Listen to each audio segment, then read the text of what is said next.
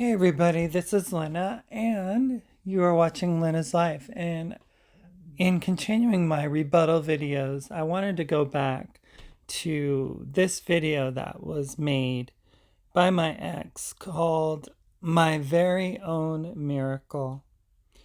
It's a very touching and moving written piece that, is filled with pictures and reminisces events that simply, in my mind, were not something that happened. I mean, I don't know if they think it happened in their mind, but it didn't in mine. So let's go into it. My very own miracle. So where do I begin? These years of my life, the life I have lived, have definitely not been a waste of time. I did want to preface this by saying that I in no way, shape, or form do want to take away Maritza's lived experience and what she has to offer and how she feels about what she's been through and the things that she's endured in the last 6 years, or actually in the entirety of her life. I realize this as I sit here contemplating on my past.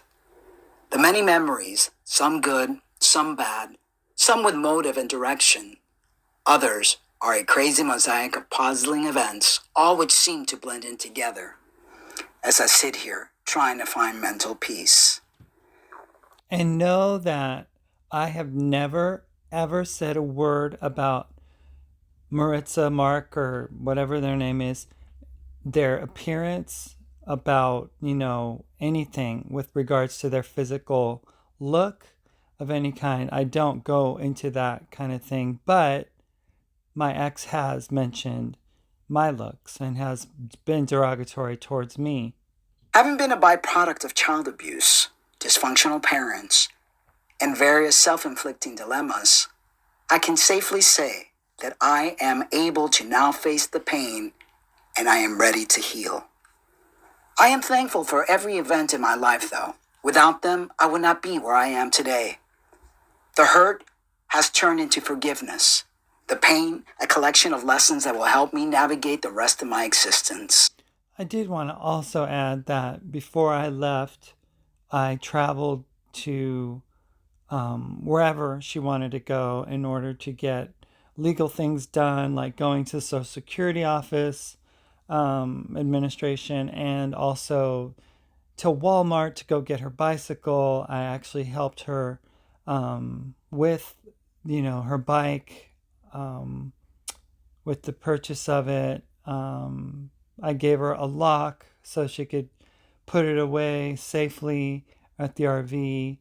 I did lots of things, just, in good faith, in in good spirits, and I seriously had no animosity towards this person. I did not want to, you know, um, make them feel bad in any way, shape, or form. And I knew, and she knew, that the reason this relationship was over was because it was just meant to be over. And we were both mutually, agreeable on that. And I remember Maritza telling me, I'm not upset at you this time. The last couple times that we did break up, um, she was upset at me, or Mark was upset at me the first time, then Maritza the second time. So The hurt that has turned into physical pain has become a part of me, a reminder of where I have been and a guidance to where I am going. My one and only true love taught me to care about another instead of just myself. Prior see, I don't get this whole my one and only true love. I mean, the thing that makes me like really kind of question that title of me being their one and only true love is the fact that they told me that they had fallen out of love with me a long time ago. So I don't know how you can be the one and only true love, and then to be the person that would be told, you know what, I just, I fell out of love with you a long time ago. After this, I knew only selfishness, bitterness, fear, anger, and lack of hope. So much So you hear that they say that they lived in only bitterness. And what? Let's so go that back. I learned to Let's go numb back. myself with sin and a guidance to where I am going. My one and only true love taught me to care about another instead of just myself. Prior to this, So prior to everything that was taking place in this individual's life, they always looked out for themselves. They were selfish. Like, so basically, in the 11-year period that they were married to that person that they were married to, um, they were selfish. They admit. I knew only selfishness, bitterness, fear, anger, and lack of So they admit that they had been an angry person. They admit that they were a bitter person. They admit that they were a selfish person. Let's, this is what we need to kind of dissect, what we need to kind of break down to understand the psyche of this individual and compare it to the things that Mark Maritza or whatever their name is saying at this point in time, and contrast that with what is being said and how they've lived their life up until the point before they even met me. hope. So much so that I learned to numb myself with substances that would allow me to escape my unsafe world. Okay, so then they're admitting that they were a person affected with drugs, easily addicted to alcohol, given into the different vices of different kinds. Transitioning being one of them. So why did I begin this detransition journey? Well, because of this love, which allowed me to free myself of my own self-centeredness and lack of connection with others in the world. Okay, so this person who says that that I used them as a pawn, it just seems to me like they used me as a pawn in order to liberate themselves, that, whatever male part of me that they experienced, which was very minimal, if any, because I had detransitioned only briefly in the time that we were together. And, quite honestly, I never saw this person as a woman because they were acting so much like a man, and they behaved as a man, and they were seen as a man, and they treated me, they opened the door for me, they always gave me my pronouns, and treated me as a woman, so this is what really confuses me about this individual, is that there's just inconsistency in what they're saying. What a tragedy it was, though, to fall in love with someone who belonged to someone else, whose life. Okay, now what does that mean? Because when one divorces for whatever reason, be it marital infidelity, irreconcilable differences, in my case, being a trans woman and not being able to continue in the relationship with a biological woman who was also the mother of my children, um, that I belonged to someone else. I belonged to nobody at that point because the divorce had been finalized, and the cutting away of that relationship had been finalized as well. Already had been taken. But that was not the worst of it. I was just a pawn in the scheme of their world. See, I don't understand why that would be something that would be said of me, that I was literally using Mark Maritza, whatever their name is, as a pawn in my little world. I mean, for one, back in 2014, I was in the process of transitioning, I had only been a year into my transition, and in that time, I had already gotten my name changed, gender marker changed, had been in therapy for like the time that I was in Minnesota. I was on hormones. I was not really active as an activist in any way, shape, or form. I wasn't really active in the trans community. I did go to, I was invited to Gay Pride that year. It was the first time I'd ever been to a gay pride because I never was a part of that community. And I was dating a biological guy, and he never was treating me in any other way other than as a woman. And I was just, trying to make my way in the world as a trans woman, but more importantly, just as a woman. And that was something. I had just gotten my hair transplant in November. I had gotten my tracheal shave that following month, leading up to my accident.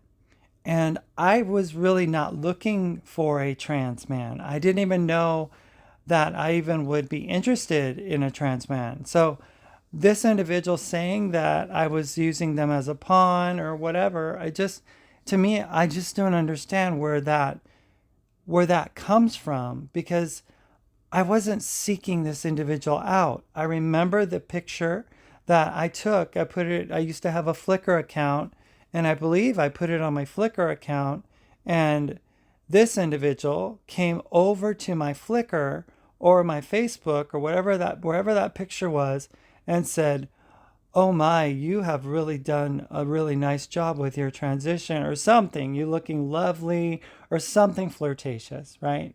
And I am like absolutely kind of like kind of surprised, that this person would reach out to me. And I didn't know he was a trans man. I had no idea. And then we continued to speak and, to chat on Facebook Messenger. And after gosh, 300 or so some odd messages, which I have archived and saved in the history, because this individual claims to just say that they never saw me as a woman, yet they wooed me, and they flirted with me, not as a gay guy, not as a guy, not anything like that. So I don't understand how I could be a pawn when I wasn't, no, when I could be making him or her a pawn, when I just, yeah, makes no sense. What were the odds that a woman like me, who had been so tainted by the world and who believed they felt attraction towards women, would fall in love with a man who believed himself to be a female? See, and that is just really pathetically rude, because of all the things that one could say about a trans woman, the last thing that they want to hear is that they're being told that they're a man. And, regardless of how you feel about it and everything, but just, this person knows how to, how to trip one's trigger, and I didn't fall for it, because it wasn't until this person ended up attacking the privacy of my family and my children, from the past, that I even reacted. So, he was calling me a man, and I'm not, but he's calling me a man, and I'm not really reacting to that. Now, please understand, I'm not trying to be hurtful here in any way. I'm just building. I don't understand how he could say that I'm not being hurtful in any way, because all he's doing is triggering and trying to do something to get, he talks about me throwing rocks at him or her, but this person's throwing rocks in my direction, because I literally asked them in January, pleaded with them, just like I did in April of 2018 when we first broke up. I said, please, let's not make this personal. Let's not make this public. Let's just, we have differences. We don't agree. We don't want to be together, So both in 2018 and in 2019, same scenario.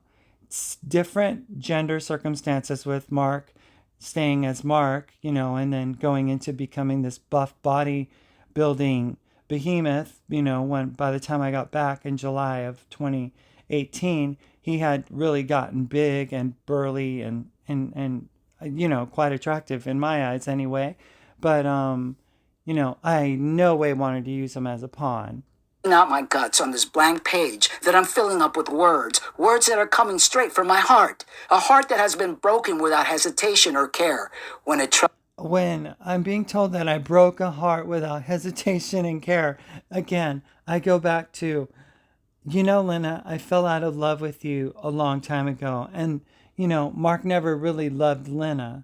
Mark was a creation. Mark was something that I made up, and it's like, so what am I to think? Am I to think that, that you're a good person for taking me on your little ride? I mean, let's look at this for what it is. Let's look at, if this is an individual who did like know that they felt that I wasn't a woman in their eyes, yet they married me and, you know, treated me as their wife. And, it just doesn't make sense. Lost it for the first time. These are my feelings, and they are very valid. Women. Again, nobody's trying to take away from this person's feelings and from being valid. We tend to fall in love with the underdog, that lost puppy we find and bring home, wanting to. So I'm being compared to as a lost puppy that this woman that she found in El Paso at a hospital and wanted to bring home. I mean, is that what this is all about? Because the person that showed up again at that hospital was a really nice looking Latino lover, kind of, hot looking man, right? That there wasn't a woman that was there. It's like, I don't know what this individual's thinking. Heal it and make it ours. We believe we can fix things, change them for the better. But in reality, what ends up happening is. See, his idea or her idea of change was control and manipulation. Of course, they're taking the high road these days. They say that, vengeance is mine, saith the Lord. And, they put God on their side as if they're like on the side of righteousness and truth. And I'm on the side of evil and selfishness. It's like, no, I don't think so. You can't just make God be on your side just because you detransition and you're talking about things that are anti-trans and you are hurting a lot of people in the trans and the LGBT community doesn't give you the right to say that you're just on God's side and God's like looking down at you and going, well done, my good and faithful servant. We get our hearts torn into pieces to then lose that sparkle in our eyes and that beat in our heart. The one man in the world that I fall in love with. The one man that I fall in love with is like, why? Why does this person continue to do this? Because the relationship that Mark and I had was never with me being anything but his wife, his girlfriend. I mean, I don't get it. I really don't. Not only came with baggage, but would only love me if I played along with the game. Would only love me if I played along with the game?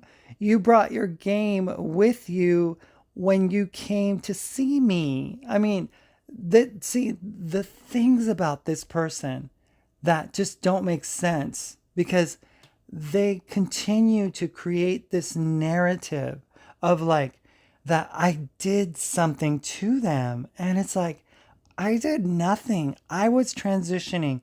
I have always been who I've always been. I'm not a split personality.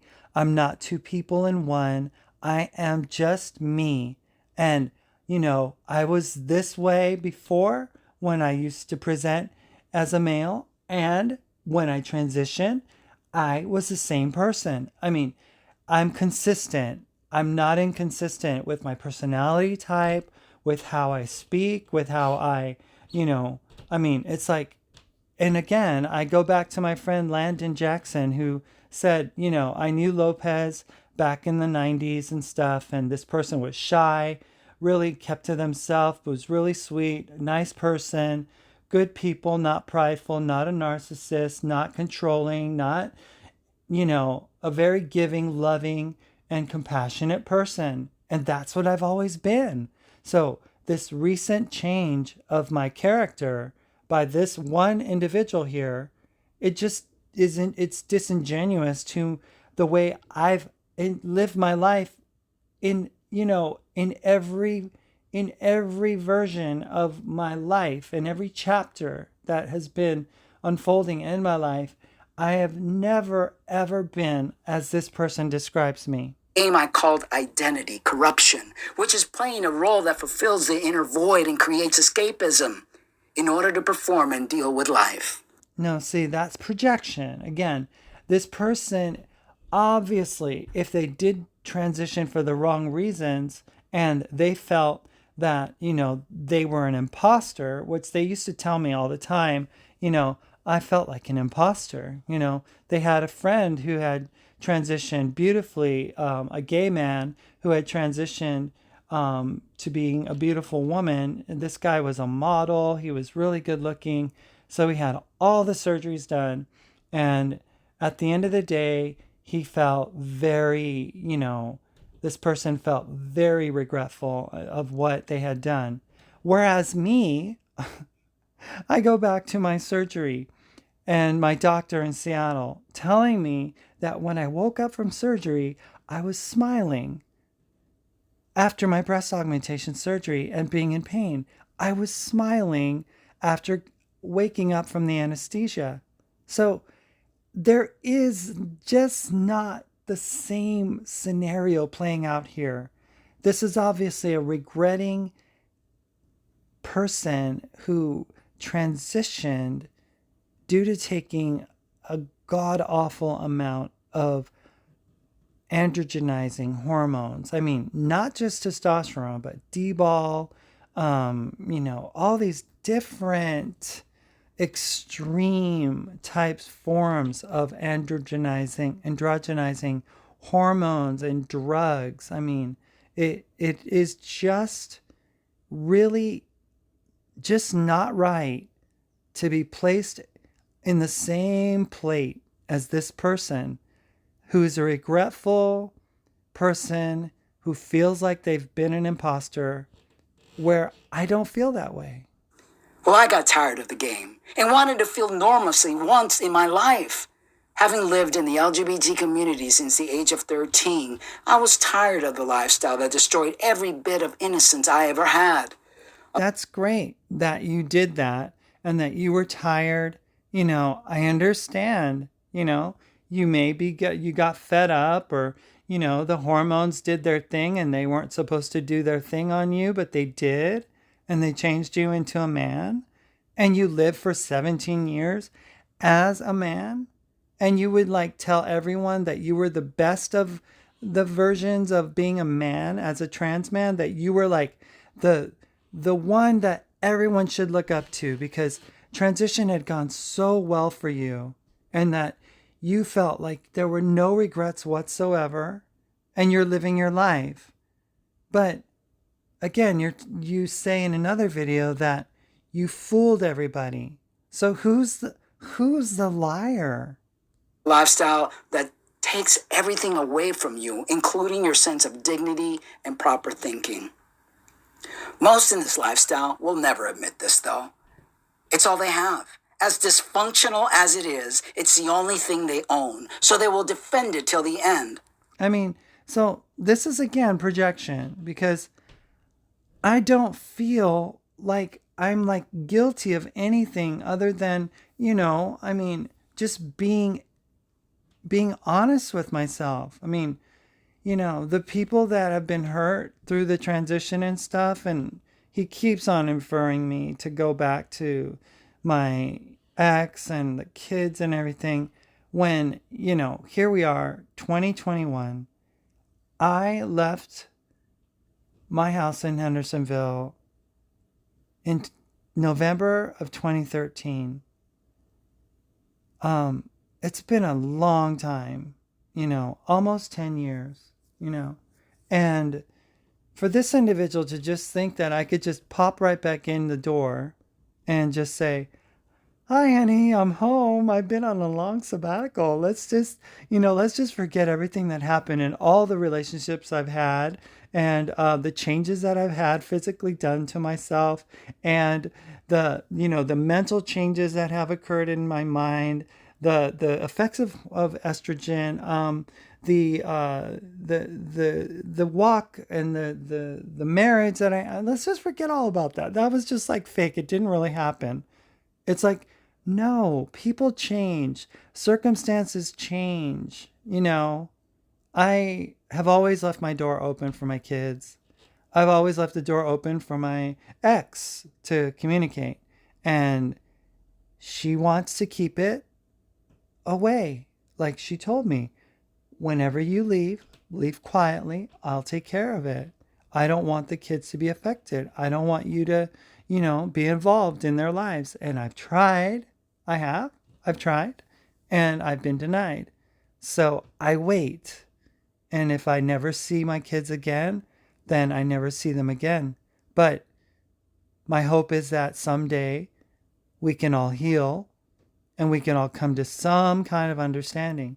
But it's not any business of this individual to get me to try to do something that just wouldn't be safe. It wouldn't be right. It wouldn't be good. It just wouldn't make sense. Unless it kills them first, which for some, it has. You die a slow death. The drugs, the alcohol, the meaningless connection, and the See, the drugs, the alcohol, the meaningless connection. This is all projection because I was never a drunk. I was never an alcoholic. I never liked to drink. I never took drugs. I mean, I was a goody two shoes. I don't know.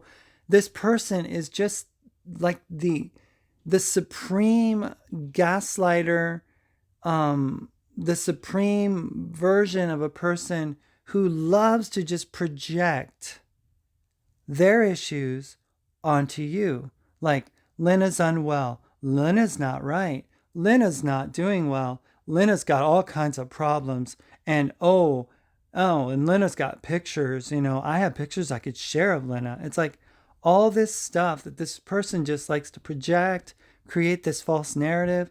I am literally living my happiest, most fulfilled life right now, at this moment, right now.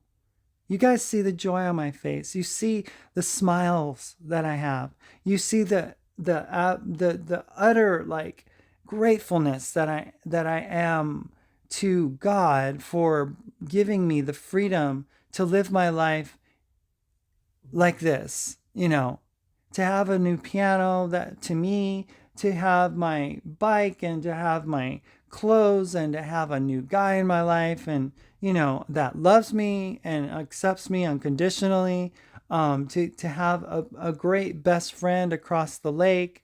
I mean, I am blessed. So I don't understand. And I have a job, and I'm able to travel and work at the same time. So I don't understand what this person's talking about. loss of everything you ever cared for, including your self-respect, all gets ripped right out of your very soul. We live in a world. Yeah, nothing's ripped out of my soul other than the fact that I can't see my kids. That rips my soul apart daily, but I try to deal with it as best I can. And I do realize that, everybody is like affected by it. So my kids are doing as best as they can. And from what I understand, they're doing quite well. Nobody's like living off the street. No one's in abject poverty, needs are being taken care of. Things that this person like just tries to create this scenario that my children are somehow destitute and lost and emaciated and living off of scraps and stuff. And quite honestly, that's not true. God has been very good to my children. God has been very good to my ex. So no need to worry about these things, Maritza. No need to project your inadequacies onto me. Of illusion, thinking we are victims, yet we are our very own worst. enemy and destructive force. So you may ask, what is my very own miracle all about? The title is not misleading, though. Well, in spite of it all, meeting this person who needed my assistance at the time, and to make a long... And it's a regretful decision that I made because I was under so much emotional stress and physical pain that there was nobody else out there. There's this stranger that shows up at my door, at my bedside in an ICU ward in El Paso, asks me, after having heard me go back and forth with my ex on the phone, and says, I feel like a third wheel here. I need to ask you, do you want me to stay or do you want me to go? And I just looked at him and I said, please stay. I don't have anyone. Nobody was going to come.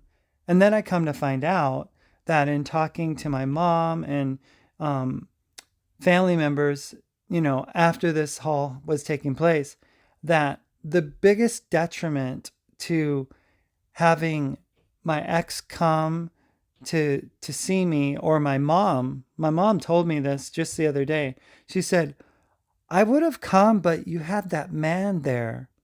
And I go, but mom, I mean, this was a stranger. This person was just, they came out of good faith and they wanted to help me. They felt bad because I had driven down there to go see them and they felt guilty, right? I mean, you look back at a video that Mark did on December 30th in the evening after my accident, and was like, and I'm just so crying and tearing up, and made this video on their YouTube channel, sharing how sad they were and how broken up they were over it, and that they wanted to meet me, and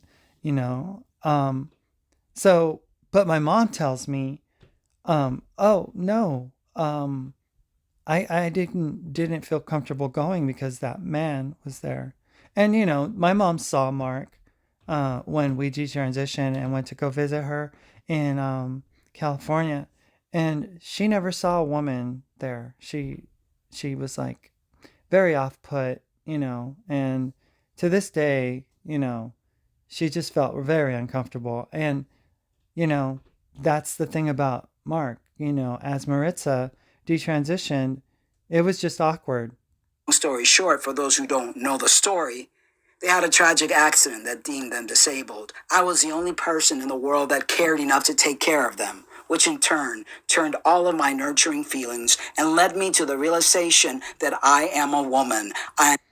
Just my luck, right? Just my luck. A person like me, a trans woman, who literally felt that the safest person that I could possibly be with would be another trans person, coming from the opposite direction of life, that would understand what it's like to be trans, right? A person that would understand how one feels, how one, sees themselves, and, not seeking validation, but the fact that this person would validate your existence because you validate their existence and you see them and they see you. But no, this person actually felt like this meeting of me in a broken state, which I was not looking very good that day or that during that time.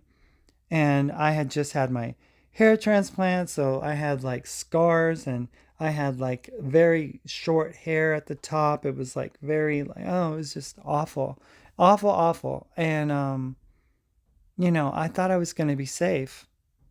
I am very much attracted to men.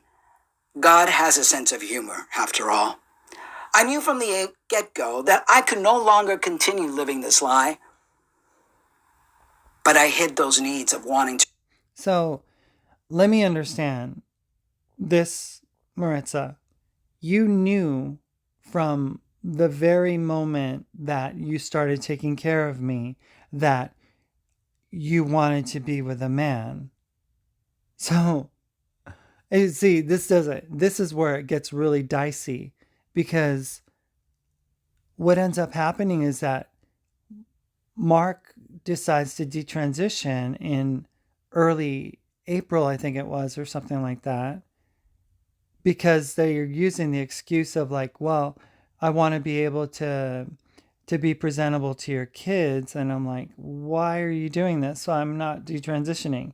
And they're like, oh, you don't have to. You don't have to. It's just, I feel like, years of testosterone have made me, I get off of tea and get on it and stuff like that. And I don't understand because by the time we were um, getting married, like we ended up like getting engaged in May, and we had a video talking about that and how things were going to progress, and he was talking about potentially like using togas or something and being like a gender non-conforming marriage. I don't know. And then by the time we got married, Mark had transitioned back to being Mark, and I was, still being me.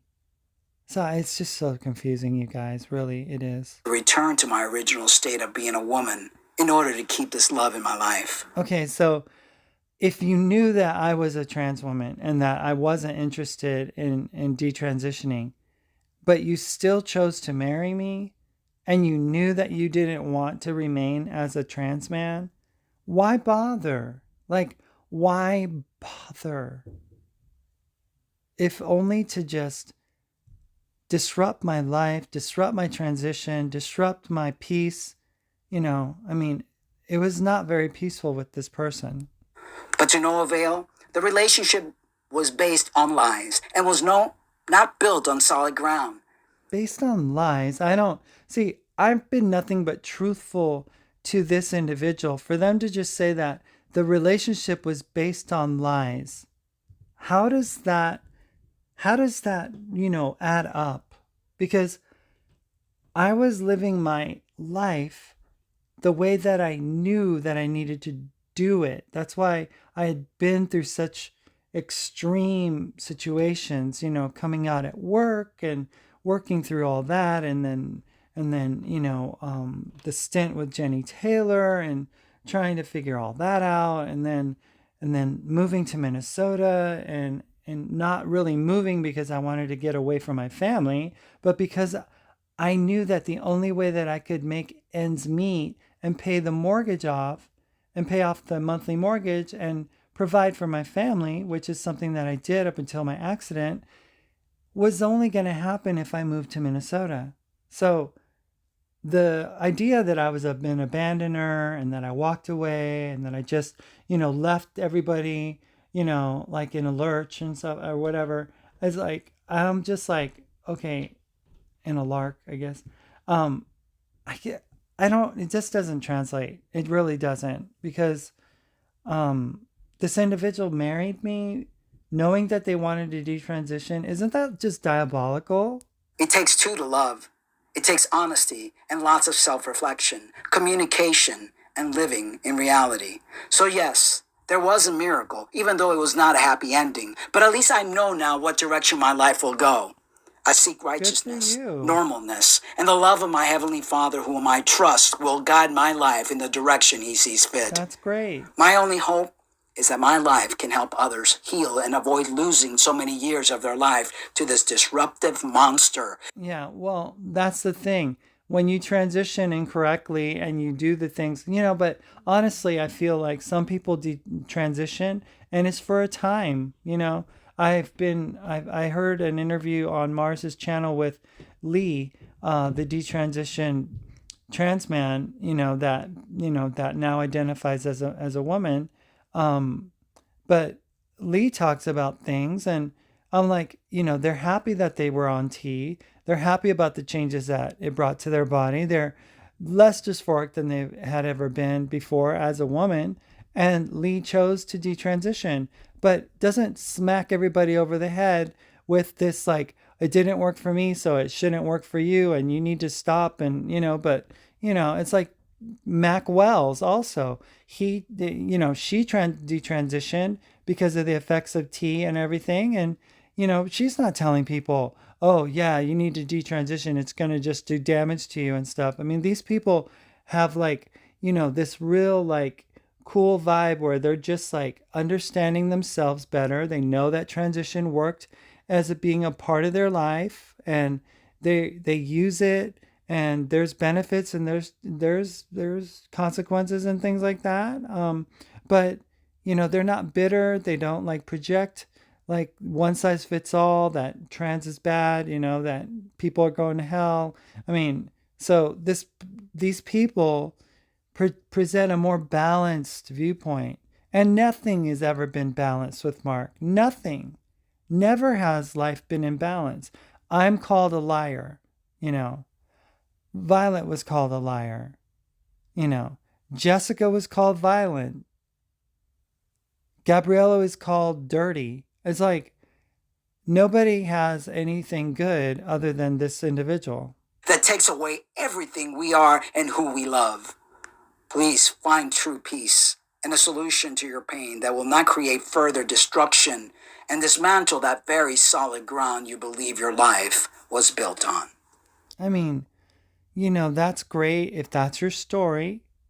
Like I told her, I said, go live your life, enjoy it. I mean, go draw closer to God. I'm happy that you found him. I'm glad that you're not an agnostic anymore. I mean, he was pushing his agnostic spiritualist beliefs onto me. We went to like meditation. We were gonna do ayahuasca trip or something. I mean, he wanted to really like, he was into Taoism, he was into Buddhism, he was into, witchcraft, and I mean, stuff that I would have never ventured into as a person myself personally.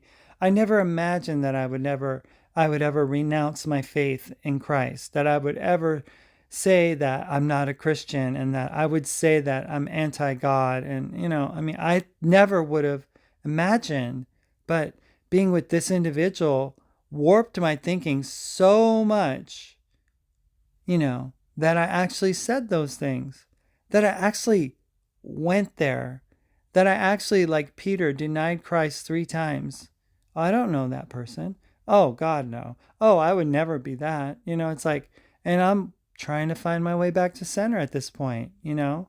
I'm not some complete, like, sold out, born again, Bible believing, 100% Christian, because I've been tainted with, oh, Lynna, go. Let's watch. Have you watched Zeitgeist? I mean, the nativity, the whole story of Jesus is like some rendition of the winter solstice, and how the sun comes up and the moon, and it's like, and the whole Christianity thing is Roman inspired, and Jesus never lived, and and we tackled these issues and these questions, and put these doubts in my mind, and planted these things that I dealt with and had to deal with this individual. No one is coming, a song he wrote. Aliens everywhere. Greys and reptilians and things I never even knew about. Right? I just didn't know anything like that. I wasn't interested in UFOs. I wasn't interested in chemtrails. All these things this individual introduced to me, and I had to work through it. I appreciate being exposed to it because I know what to look for, and I have my own personal beliefs about it. And, you know, I've been skewed, I've been tainted and changed, in a way that I'll never like really be that same person that believed God the same way that I used to. Because I have questions. I have questions about the Bible. I have questions about the Old Testament. I have questions about, salvation and what it means, and what it means to send somebody to hell, and, all these things about acceptance and love and compassion. So all these questions I've had, and I would never have really engaged in asking these questions were it not for Maritza, you know? So I don't get it. There's no true love. There is no my one and only anything when all you've been is just someone that just, I don't know. It just doesn't. I end up thinking this doesn't make sense. This doesn't make sense. This person is inconsistent and wants to create this narrative that just doesn't exist. Anyway, so that's my rebuttal to this video. I think they're going to say goodbye. Oh, I guess that's it. Connect better with Wave. Hello, stop. Okay, so that concludes this rebuttal, and I will see you guys on a later video.